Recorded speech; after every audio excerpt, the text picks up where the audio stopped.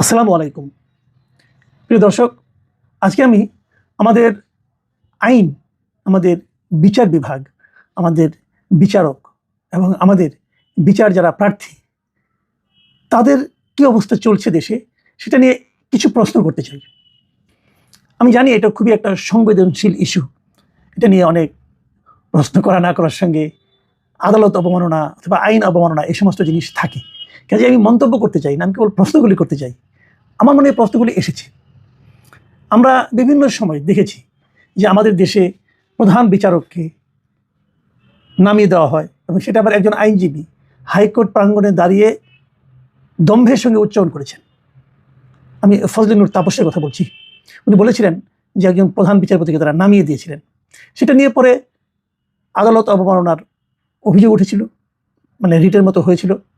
তৎকালীন প্রধান বিচারপতি বলেছিলেন তিনি বিষয়টা দেখবেন। সেই বিষয়টা আদৌ দেখার আগেই উনি অবসরে চলে গেছেন। তারপরে আরও একজন প্রধান বিচারপতি এসেছেন, তিনিও অবসরে চলে গেছেন।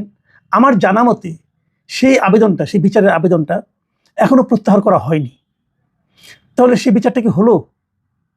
ওই যে বলেছিলেন তিনি দেশ থেকে পালিয়ে গেছেন রাজনৈতিক কারণে, কিন্তু সাধারণ মানুষ যারা বিচার বিভাগের দিকে তাকিয়ে থাকে, বিচার প্রক্রিয়ার দিকে তাকিয়ে থাকে, তারা কিন্তু মনে রেখেছে, আমি মনে রেখেছি এটা কী হলো। আমি এর মধ্যে কমপক্ষে হাইকোর্টের 2-3 জন আইনজীবীকে জিজ্ঞাসা করেছি, ভাই ওটার কী হলো? ওই যে আপনারা আদালত অবমাননার অভিযোগ করলেন এবং সেই অভিযোগকারীদের মধ্যে ব্যারিস্টার আমিনুল ইসলামও ছিলেন, তারাই অভিযোগ করেছিলেন। কী হলো ওটার? কেউ জানে না কী হলো। কিন্তু যারা মনে রেখেছে, যারা ওটা নিয়ে চিন্তা করেন, তাদের কাছে আমাদের বিচার বিভাগ কোন জায়গায় আছে, এই প্রশ্নটা কিন্তু আমি করলাম, কারণ আমার মনে এটা আছে। আমরা বিভিন্ন সময় বিভিন্ন ঘটনা দেখি। আমরা এর আগের প্রধান বিচারপতি দেখেছি, আরেকজন প্রধান বিচারপতিকে আমরা দেখেছি যিনি এখন জেলে আছেন। উনি একটা রায় দিয়েছিলেন, সেই রায়ের কারণে না, কিন্তু রায়ের কারণে। ব্যাপারটা কি? ব্যাপারটা হলো উনি যে রায় দিয়েছিলেন, আমার বিবেচনা সেই রায়টা আমাদের দেশের গণতন্ত্রের জন্য, গণতন্ত্রকে হত্যা করার জন্য ওটা একটা অসাধারণ রায় ছিল। এবং সেই রায়টা যে ঠিক ছিল না, এটা আবার এখনকার হাইকোর্ট, এখনকার সুপ্রিম কোর্ট, তার পূর্ণাঙ্গ বেঞ্চ কয়েকদিন আগে সিদ্ধান্ত দিয়েছে যে ওই আগের রায়টা ঠিক ছিল না। তো ওই প্রধান বিচারপতিকে যদি আপনার বিচার করতে হয়, এরকম একটা ভুল রায় দেওয়ার কারণে বিচার করতে পারেন, গণতন্ত্রকে হত্যার জন্য বিচার করতে পারেন, কিন্তু তা না করে তাকে যাত্রাবাড়ির একটা হত্যা মামলায় আসামি করে ওনাকে আপনারা জেলে ঢুকিয়ে রেখেছেন।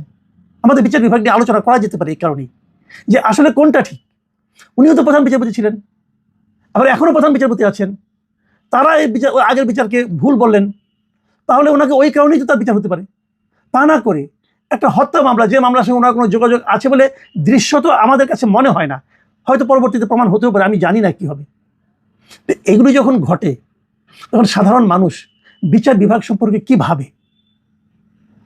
মানুষের মনে কি এই ধরনের চিন্তা কাজ করে না যে বিচার বিভাগ, ক্ষমতায় যারা আছেন তাদের দিকে তাকিয়ে থাকে? এমনকি মনে হতে পারে না? আপনারা মনে করতে পারবেন ডক্টর ইউনূস সাহেবের একটা মামলা ছিল, ওনার 666 কোটি টাকা কর ফাঁকির মামলা। সেই মামলায় কিন্তু হাইকোর্টের রায় হয়েছিল যে ওনাকে এটা দিতে হবে, এবং সেই রায়ের পরে আপনারা জানেন যে হাইকোর্টে অনেক রায় কিন্তু সঙ্গে সঙ্গে পূর্ণাঙ্গ রায় লেখা হয় না। রায়টা হয়েছিল, সেই পূর্ণাঙ্গ রায় লেখার আগেই সরকার পরিবর্তন হয়ে গেছে। যখন ডক্টর ইউনূস আবার সরকার প্রধান হয়েছেন, তখন কিন্তু ওই বিচারক যিনি রায় দিয়েছিলেন তিনি আর রায় লিখতে বিব্রত বোধ করেছেন। কেন? কেন? উনি তো রায় দিয়েছেন, এটা লিখবেন না কেন? সেটা কি হয়েছে? উনি কেন লিখলেন না? উনি কি এখনো বিচারপতির পদে আছেন? উনি কি বিচারপতির পদে তারপরেও থাকতে পারেন? কারণ আগের বার যে রায়টা দিয়েছিলেন, তাহলে ওই রায়টা হয় পলিটিক্যাল মোটিভেটেড ছিল, অথবা পরে যখন উনি বিব্রত বোধ করলেন, তাহলে এই যে বিব্রত বোধ করাটা, এটা পলিটিক্যালি মোটিভেটেড হতো। কোনটা আমরা জানি না কিন্তু কিছু, কিন্তু প্রশ্নগুলো কিন্তু আমাদের মনে রয়ে যায়। এ ধরনের প্রশ্ন যত জমতে থাকে, তত কিন্তু বিচার বিভাগের প্রতি সাধারণ মানুষের আস্থা কমতে থাকে। আমি সাম্প্রতিক দুটো ঘটনা বলবো।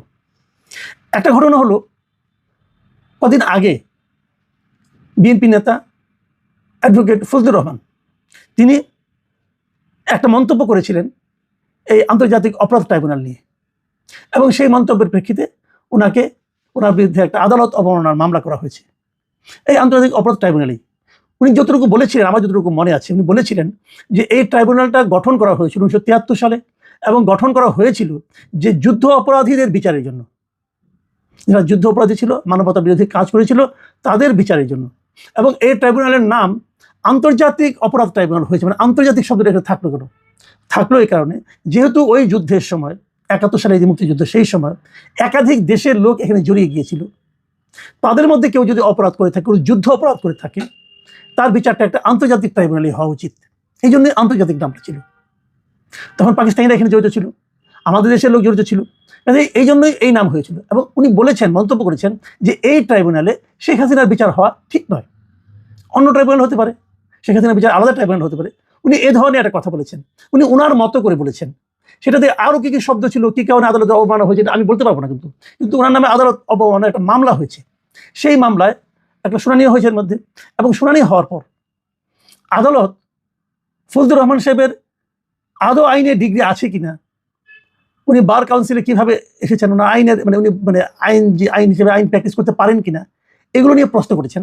এবং পরবর্তী তারিখ দিয়েছেন, সেদিন ওনাকে এই সমস্ত সনদপত্র নিয়ে হাজির হতে বলেছেন। দেখুন, আদালত যদি মনে করেন তাকে অবমাননা করা হয়েছে, সেটা হতেই পারে, ওনার সেই জন্য প্রতিকারের ব্যবস্থা আছে, উনি তাদের ডাকবেন, কথা বলবেন, সব ঠিক আছে। কিন্তু আমার প্রশ্ন হলো যে ফজলুর রহমান সাহেবের সনদ ঠিক আছে কিনা, এটা নিয়ে প্রশ্ন কেন, এটা আমার জানার খুব ইচ্ছা। একজন লোকের সনদ না থাকলে উনি গত 30-40 বছর ধরে হাইকোর্টের মতো জায়গায় কিভাবে প্র্যাকটিস করছেন? উনি তো ওনার তো একটা বার কাউন্সিলের সাথে তো ওনার একটা যোগাযোগ আছে, উনি তো তার মেম্বার, তাই না? বারের মেম্বার তো উনি, সুপ্রিম কোর্ট বাড়িতে উনি ভোট টোটও দেন। তাহলে সনদ দেখার প্রয়োজনীয়তাটা পড়লো কেন, আমি এই জায়গাটা জানতে চাচ্ছি। তাহলে কি আমাদের বিচারক যারা আছেন, ওনারা কি বিষয়টাকে ব্যক্তিগতভাবে নিয়েছেন? আমি জানি না, বাট আমার প্রশ্ন মনে, তাহলে সনদ দেখতে চাওয়ার কি কারণ থাকতে পারে? আমার কাছে কিন্তু ক্লিয়ার না। আমি এইভাবে ভাবি মাঝে মাঝে, তাহলে এটা কেন? আবার ধরুন আমি আরেকটা মামলার কথা বলি, শেখ হাসিনা এবং তার পরিবারের বিরুদ্ধে পূর্বাঞ্চলের প্লট নিয়ে মামলা হচ্ছে। সেই মামলায় মধ্যে কথা আমি মোটরের উপর ধরি, একাধিক মামলা হয়েছে, বেশ কয়েকটা মামলা হয়েছে। একটা মামলা হয়েছে যে ওনার পুত্র কন্যা ওখানে প্লট পেয়েছেন, উনি 6টা প্লট ওখানে নিয়েছেন, এক একটা 10 কাঠা প্লট। বোঝা যাচ্ছে এখানে ক্ষমতার অপপ্রয়োগ হয়েছে, কারণ 10 কাঠা প্লট তো সবাই পায় না। 6 জন পেয়েছেন, 6 জনকে উনি, ওনার নামে একটা, ওনার পুত্রের নামে একটা, ওনার কন্যার নামে একটা, ওনার বোনের নামে একটা, ওনার বোনের এক ছেলে এবং এক মেয়ের নামে একটা। বাট এই মেয়েটা টিউলিপ সিদ্দিক না, ওনার বোনের এক ছেলে 2 মেয়ে, ছেলে ববি এবং আরেকটা প্রিয়ন্তী নামে আরেকটা মেয়ে আছে, সেই মেয়ের নামে একটা, এবং বোনের নামে রেহানা নামে একটা। এই 6টা প্লট ওনারা বরাদ্দ নিয়েছেন, এবং এগুলো ওনারা বুঝেও নিয়েছেন 2022 সালে।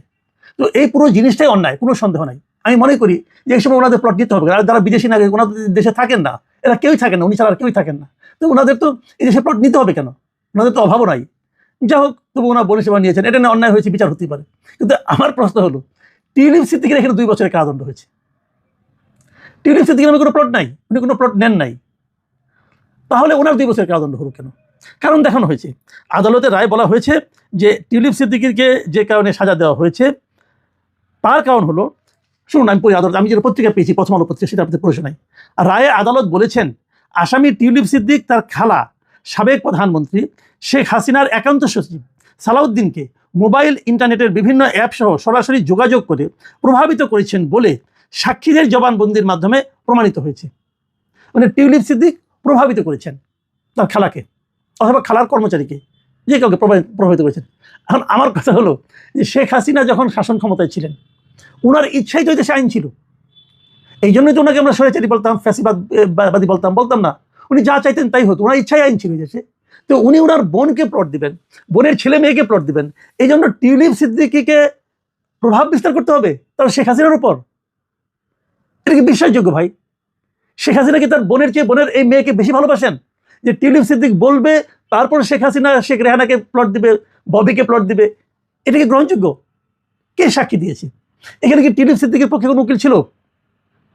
টিউলিপ সিদ্দিক দেশের নাগরিক না, উনি নিজে দাবি করেন উনি দেশের নাগরিক না, যদিও আমাদের আবার প্রথম আলো যারা আছে, প্রথম আলো আরো কয়েকটা প্রতিষ্ঠান তার আগে অনুসন্ধান করে বের করেছেন উনি দেশের নাগরিকত্ব, ওনার এনআইডি কার্ড ছিল, থাকতে পারে, আমার এটা নিয়েও কোনো আপত্তি নাই।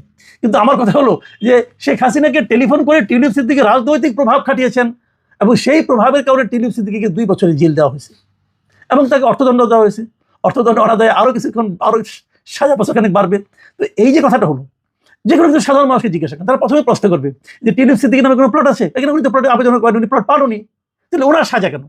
আদালত মনে করেছে দেওয়া উচিত, আদালত দিয়েছে, আদালতে দেওয়ার এখতিয়ার আছে, কোনো সন্দেহ নাই। কিন্তু প্রশ্ন যেটা, সেটা হলো যে এই রায়ের কথা শুনলে পরে সাধারণ মানুষের ধারণাটা কি হবে? সাধারণ মানুষ কি ভাববেন? যে তাহলে এই রায়গুলি কি ওই পরিবারের প্রতি, অথবা ওই রাজনৈতিক পরিবারের প্রতি, অথবা ওই রাজনৈতিক দলের জন্য ওই দলের প্রতি যে এক ধরনের মানুষের যে একটা বিদ্বেষ কাজ করছে অনেকে বর্তমান সরকারের মধ্যে, বর্তমানে যারা আইন বিভাগের সঙ্গে আছেন তাদের মধ্যে, সেই বিদ্বেষের কি কিছু না কিছু সামান্য হলেও প্রতিফলন ওই রায়ে আছে? এটা কি সাধারণ মানুষ মনে করবে না? করবে, আমি মনে করি করবে। যদি এটা মনে করি আমরা, তাহলে এগুলি কিন্তু পুঞ্জীভূত যে অবিশ্বাস, সেটার মাত্রাকে আরেকটু বাড়ায়। কি লাভ? একটা সমাজ সেটা যদি বিচার বিভাগের উপর চোখ বন্ধ করে আস্থা রাখতে না পারে, তাহলে সেই সমাজ অগ্রসর হবে কিভাবে? প্রিয় দর্শক, এখন এ পর্যন্তই। আল্লাহ হাফেজ।